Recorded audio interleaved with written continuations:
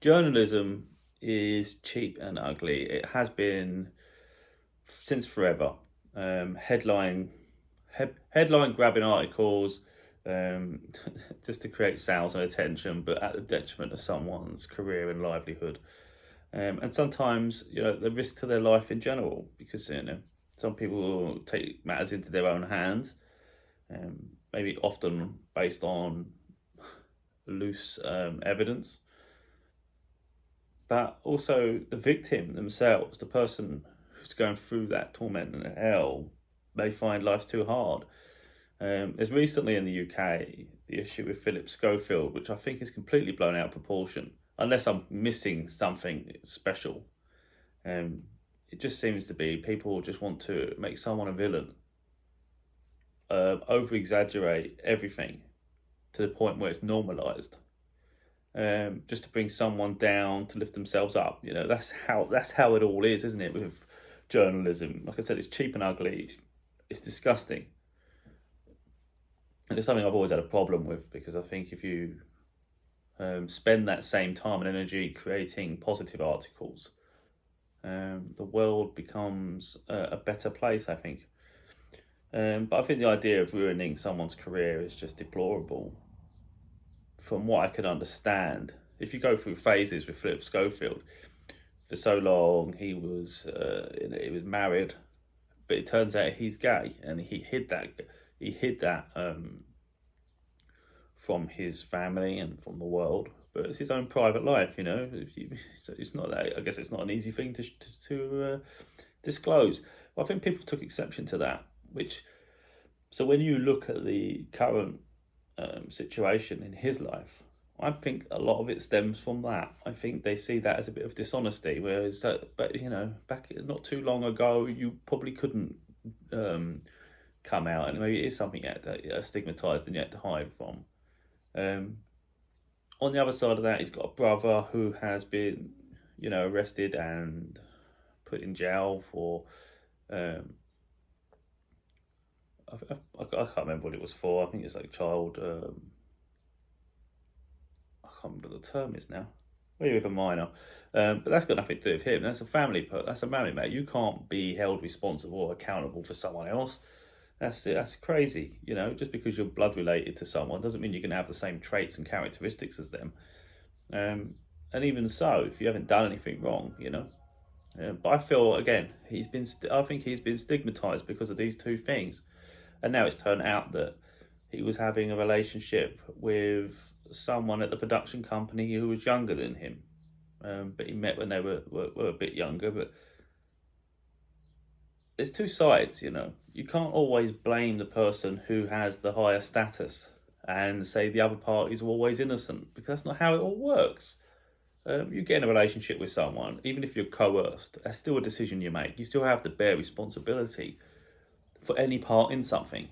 If you're truly a victim, though, and you're been aggressively done, I mean, there's obviously circumstances to it, because if you're a vulnerable person and you feel threatened, I think that's completely different. But if you don't feel threatened, you're not vulnerable, you're just a bit younger, then there's a naivety to it. But you're still held accountable. You can't sort of start blaming everybody else just because someone has a higher public status. So I was reading something just now, and it really, I don't want to swear, but it really irritated the life out of me. It was on Sky News, an article, and it said about Philip Schofield. Is it the end of his career? And then it said it should. And I thought, who are you to judge? Oh my God, man, these headphones drive me crazy. I thought, who are you to judge someone? Who are you to decide that it's the end of someone's career? What do you gain from that? Why should it be the end of someone's career? Why can't we make mistakes? Why can't we redeem ourselves? Is it so bad that some people make mistakes? Is it such a bad thing? At least own up to it. Of course, he's owned up to it now, but maybe only because he got found out. So you could say maybe he is deceptive. Maybe we can't trust him now. But it's completely blown out of proportion. There's far worse people in workplaces. You know what I mean? So most people don't lose their jobs. When you're in the public eye, you do. And I think there's always someone waiting to bring someone else down. So yeah, I just think it comes with the territory, doesn't it? if you get to a position, an opportunity, there's always going to be someone trying to ruin it for you. And someone will actually take those steps to try to bring you down. Yeah, could happen to me, could happen to anyone. But I think as long as you're authentic and true to yourself and have integrity, I don't think there's much anyone can do. You know, if you own up to your flaws, just and embrace your positivities, there's nothing really anything can be done, because we're not perfect. And I think anyone, it's almost like that. Careful what you wish for and things, and throwing stones, and you know, usually the people accusing someone else, they've done something too, you know. But yeah, but people want to portray themselves as perfect, and I think that's where people make a massive mistake, because perfection does not exist. We're not all robots. We weren't born to be so. You know, I share my personality quite clearly. You know, I have positive traits, but of course I have negative traits. I can be a stress head at times. I can get frustrated with a lot of things. I don't like injustices, so I speak up. I sometimes speak up too much, and it can get me in trouble because I say too much. But do I care about the consequences? No, because I am being authentic to myself. So if it ruffles a few feathers, annoys people, what do I care? You know, I'm only being me. How can that be a bad thing? So the only thing I would say that Phillip Schofield maybe did wrong is that maybe he was deceptive. He didn't tell the truth. But then, should we reveal everything of our personality? What should we reveal all our private life? You know, is it anyone else's business? So if he was in a relationship with someone, which clearly he is now because he's admitted it, and he was cheating on his wife with someone of the opposite sex, which is a difficult thing, I think, to balance maybe. What did he, you know, you think, what did he do wrong? It's a private matter. That's not a public matter. So would I mind seeing him on TV again? No. I'm sure a lot of the celebrities that are on telly have done worse things. You know, I know full well that some of them have had affairs and they're still on the TV. So what makes his situation worse? And I think the reason I say, like I said at the beginning, his situation is, I think, is characterised as worse because of what his brother recently did, and the fact that he came out as gay after such a long marriage, and now it transpires that this relationship happened during a marriage. But again, that's just an affair. Ain't the best characteristic, is it? Ain't wonderful or endearing, but is it enough to destroy a man? I don't think so. But this has happened throughout history, you know, even if you go back through the tabloids when everything happened to Diana, Princess Diana. You know, even back then, when I was much younger, it bothered me reading the articles. I used to think, what the hell is this? You know, it's always someone's life being destroyed.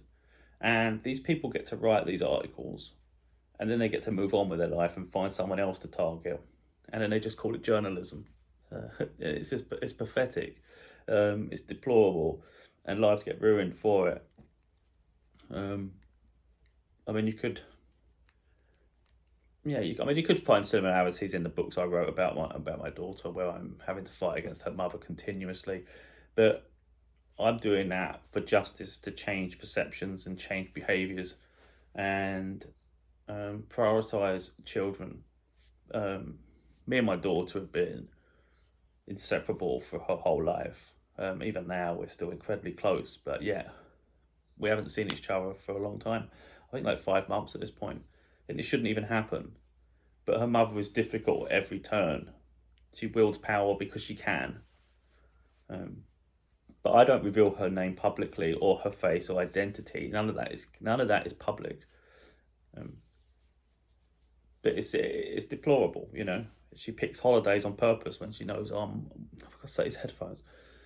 When she knows I've got a holiday, she makes it unavailable for those dates, and then provides other dates that she knows I can't make, just on purpose, because she wants to destroy everything I create. So she wants me to lose my job, because she knows I'll throw everything away for my daughter. But I'm learning not to do that anymore, not to be so reckless, because it doesn't serve us in the long term. And I'm looking more towards the long term now. You know, as children get older, they become a bit more powerful to themselves, because they'll be able to make their own decisions soon enough. So we don't want to remove their entire stability and platform really for when they do come. Don't have nothing prepared. But yeah, it's completely unfair. Every time I have a holiday booked or I plan this and I say, oh, okay, I'm available for these dates, it's never available. It's always like last minute. No, yeah, we're not coming down that holiday. I can't have that holiday. I used to be able to collect her, now I can't. So it's always on their terms. I always have to travel quite a distance just to spend time together. I think I've lived where I am at the moment for like 3 years. She's never been able to visit my home. You know, this is all just stupid stuff because we get on well. It's recently reached a point where I've just completely blocked her mother off. I'm just saying I'm not even having conversations anymore because clearly it's just a power struggle and I'm not interested. All I ever need is a yes or a no, a date and a time, and that's it. We don't need to complicate it any more than that. But, you know, she likes to play the mind game. She likes to play the victim. But I recently did a video. I don't want to go off track too much. But some people live the wrong life. They live a life that's so focused on destroying someone that they end up so far away from the life they actually want, which is a complete waste of everybody's time and energy. It didn't have to be like this. You know, I support my daughter. I give her pocket money every week. She gets it in her bank account. I don't neglect her. But it could have been so amicable. I've even offered to take my ex-partner to whenever she needs to travel. I don't mind bringing her as well. You know, I don't mind helping out. But when the mind games come, it's like I can't be bothered. It's just ridiculous. It's like it's not even worth it. But if we rewind time, it could have been so different. And I think that is the problem people make. They make life more complicated and more stressful than it needs to be. And that's why I tell my story, because I don't want children going through what we've been through. It's not fair. It is heartbreaking. It's traumatizing and tormenting. So people that don't see that side of my life, they don't know about it for the most part. You know, they see me get on with my life. They see me going after things, going after my dreams, even going to work, you know. But they have no idea about the trauma on the other side of that. In my personal life, you know, I don't have my daughter home, and it does. It's heartbreaking for me, and I know it is for her too. But I don't write my books or tell my story to destroy her mother. You know, it's like I said, it's to create justice and change. And I don't take it. It ain't personal because I don't share her identity. I wouldn't want people in the street to do anything to her or say anything to her. You know, I just want her to maybe recognise what she's doing and change. But again, this comes round full circle. If you look at Phillip Schofield, should he have his life ruined? Can he not change? In the same way, my ex-partner, you know, she has to be held accountable. We all have to be held accountable. If we've done something wrong at some point, it has to be held accountable for it. You can't just do it and then expect everyone just to ignore what happened and then move on. We have to be held accountable, but then we forgive and then hopefully grow. You know, that's how it works. So for instance, my ex-partner didn't like me writing the books, and it's like I even took it down at one point hoping we can be amicable, but then I realised, you know what, other people need to hear it because they need life. The world can't keep doing this. But she also didn't even change. She continued to do exactly what she's doing. So what she wanted to do was dictate and control me. She wanted to stop me from doing what I want to do. She just wanted to stop me speaking up for myself, suppress me, dominate my life, keep me stagnant, keep me lonely, keep me suppressed. And that's one thing I won't let people do. So I do speak up. But again, it's not to attack or destroy anybody. And that's what I think the difference is with journalism. They're not doing it to educate you. They're not doing it to inspire change. They're just doing it to round on someone as an article and a headline. And there'll be another headline, and there'll be another article, and there'll be another one, another person to lambast. So I'm fully aware of what journalism does. So I don't trust them. If someone wanted to interview me based on my books, I'm not sure I'd even want to talk to anybody. Unless it was someone I actually trusted and actually wanted to have a conversation, a sincere conversation for an actual purpose. If it's just to create sales, I'm not interested. You know, I'm not going to talk about my books to try and sell books. That doesn't interest me at all. So certainly not going to talk about my books to elevate a journalist either. because that's what it is. Often it's a two-way thing, isn't it? The journalist interviews someone, you both win. No, that's not how this is. I ain't interested in none of that, because journalism starts to go very dark. They'll pick up a headline. It was recently something in sports. Someone said something, and he was laughing while he said it. It was like a bit of a jest with the journalists. But then the headline, when you read the article, was that one phrase that person said, and it made them look selfish and vindictive. But when you watch the video, it was light-hearted, you know. Like I say, I don't trust journalists. Don't trust tabloids, media, really, because there's always a specific narrative on purpose. It's purposely created to garner attention. But I hate the idea that we destroy people in the process. That is so unnecessary. So it happens to far too many people. One person makes one mistake and they get cast aside. It happens to actors as well. You know, maybe you speak your mind, you say something that someone didn't like, and maybe it's a bit risky for a studio or risky for someone to hire again. So someone is unhireable. But when you look at the overall scheme of things, you look at the whole circumstance, you say it's a bit blown out of proportion. People can make a mistake. People can redeem themselves. They just showed their human side. And I just think if you consider most viewers, most people, they won't even care. They won't even care. They might think, oh, that was a bit naughty, or shouldn't really have done that. That's a bit, yeah. But I think the idea, if you ask that person, do you think their life should be destroyed because of it? I think they'd say no. So this idea of destroying Phillip Schofield at the moment, I think, is absolutely deplorable, because you don't know how vulnerable people are. You don't know the effects it has. If you're just streamed all over the news, all over social media, everywhere they turn, that's a crazy and intense thing to happen. And I think if you're not prepared for it, that is difficult. But I think you have to shut your mind off from it. Like if it happened to me, I wouldn't even care, because I wouldn't even be looking. I'm not on social media.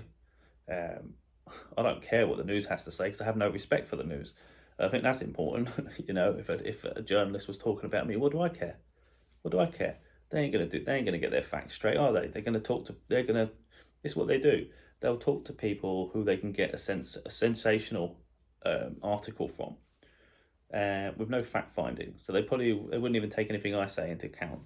It would be word snippets used against me. It's the same way I had with Family Court, actually, with Kafkas. I hate Kafkas. Do not trust them at all.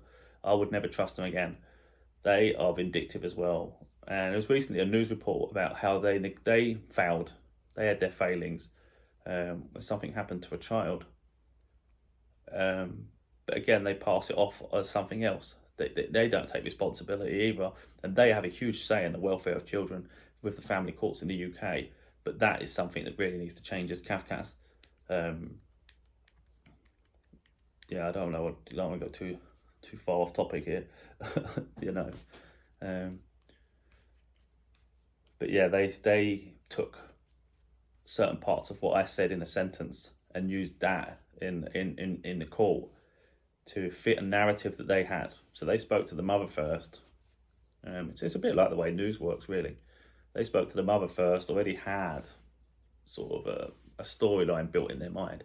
By the time they spoke to me, they weren't even interested, you know. They'd already made their mind up that the mother was amazing, and whatever I have to say clearly is manipulative. So when I kept saying I want my daughter home, they got annoyed with that. Why do you call your place home and not where the mother is? And I'm like, well, because it's what my daughter considers home. She wants to be with me. She's made it clear. I don't know. Why would I say that her other house is a home if she doesn't even want to be there? It's not home then, is it? They didn't like that. And then if they said, what do you want? I said, I don't know what I want, because, you know, her mother's not prepared to make any effort. So I don't know how to make it work in terms of travel arrangements, because I was doing so much all the time in the past. 500 miles on a Friday and the same on a Sunday, because I had to do all the trip. I had to pick her up 250 miles to pick her up from school, turn around, go back down the country, take her home, and then do the same on a Sunday. So my daughter would do half the trip and I'd do the whole trip. Her mother would do none. So how do I make that work? But of course, in the court document, it just says the father doesn't know what he wants. And I thought, it's just absolutely ridiculous. You've just took the one sentence that you wanted out of everything I just said to you, and use it as a sensational piece to make me look undecided, really. Again, same thing the tabloids do, but that happens in family court, and it's far more serious because judgments get made, and it's very hard to overturn them. It's very hard to overturn them. So I don't trust Kafkas, don't like Kafkas, and that's something I would absolutely have every interest in changing. So there's a chance to talk about them and overturn them. I would absolutely be involved in that. Yeah. So anyway, so it happens in private life as well as in the public. Yeah, lives get ruined when false allegations get made as well. Yeah, my life has tried. People are, yeah. Anyway, I don't want to go too far. My ex has tried to destroy my life in her own little ways. Instead, I elevate and shine because I don't let people suppress me or bully me. I continue regardless of what others' views of me are. Because why should we allow anyone to dominate and dictate to us? Why should we allow people to silence us? Why should we let people put us in their pocket and tell us this is how we should be, and you can't have opportunity? No, you create your own opportunity. So if I was Phillip Schofield and someone said to me, you know, you can't, we don't want you on the telly, we don't want you on this, just make a podcast or something, just create, I would just create my own. If no one wants to give me an opportunity, I'll create opportunity. You can't keep me quiet, and there will be an audience, especially for someone that's in the public eye. People want to hear from them because the news have made such an article and things. It's still giving him a platform to speak, and that's what I would do, because by being quiet, you're playing into their hands anyway. You're better off just telling your version of events and let the news be their sensational nonsense. But yeah, I'm not saying I'm siding with anybody. It's not like I'm saying Phillip Schofield's amazing. I don't know him. You know, I'm not into celebrities really. It doesn't bother me, interest me too much. You know, I think people get too bogged down by celebrities and their status when they're just people. They're just people who have the limelight for a moment. And most of the time, a lot of them, depending on what you're doing, of course, if it's just a presenter, that's all they're doing is presenting. It's not a talent. It's not a special talent, is it? It's a skill in itself because you can hold an audience. But overall, it's just presenting. It's just because you're a household name. But overall, they're just people. And I think you need to get away from the idea of sensationalising people really and thinking they're better than anyone else. But we can't keep ruining lives for one headline. Making article. Someone may lose their life, and if they don't lose their life, they've certainly lost their livelihood. Was it worth it? You know, don't write the article if there's no substance to it, if there's no meaning. What is the fundamental change that people are looking to make from these articles? That's the part that bothers me. If you're trying to create change, make that clear in the article. You know, if there's systematic problems within what happened.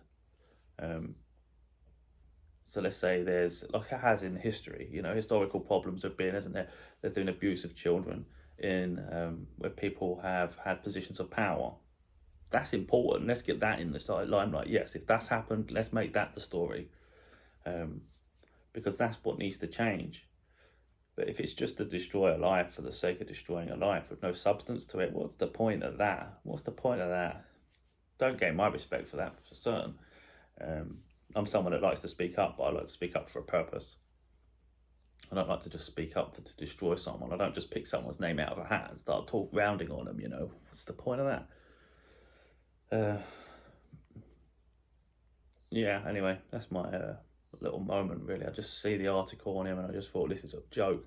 How long is this going to go on for? Until the next piece of news comes out, there might be like an earthquake or something, and then we forget about it. But it's always the same, you know. There's always someone to pick on until there's some news to come out elsewhere. But meanwhile, the damage is done, isn't it? And people tend to believe what they hear. So if you hear enough times that someone's horrible, what do you start to think? You know, you start to think, yeah, they're horrible. But you don't even take time to think, why am I thinking they're horrible? Oh, because I keep reading about how bad they are. Well, wait a minute, let's read if people are saying they're bad, let's read the facts. How bad are they? And then you start to read it and go, that's no worse than my neighbour. You know, we've got to be realistic with things. and stop trying to ruin people just for the sake of it. Because I think our lives are more precious than that.